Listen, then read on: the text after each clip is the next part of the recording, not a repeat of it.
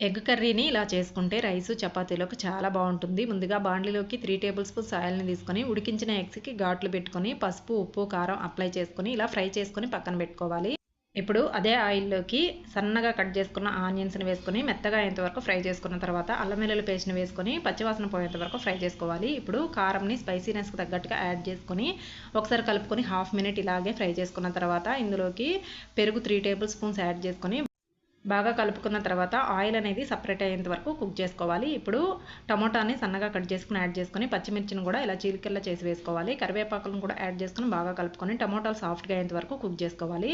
ఇప్పుడు రుచికి సరిపడినంత సాల్ట్, గరం మసాలా, జీలకర్ర పౌడర్‌ని యాడ్ చేసుకొని ఒకసారి కలుపుకున్న తర్వాత గ్రేవీ కోసం వాటర్‌ని కూడా పోసుకొని బాగా కలుపుకున్న తర్వాత 2-3 మినిట్స్ మీడియం ఫ్లేమ్‌లో కుక్ చేసుకుంటే ఎగ్ కర్రీ కోసం గ్రేవీ అయితే తయారైపోతుంది. ఇప్పుడు ఇందులోకి ఫ్రై చేసి పెట్టుకున్న ఎగ్స్‌ని కూడా వేసుకొని ఒకసారి బాగా కలుపుకొని 1 మినిట్ కుక్ చేసుకొని పక్కకు తీసుకుంటే ఎగ్ కర్రీ రెడీ.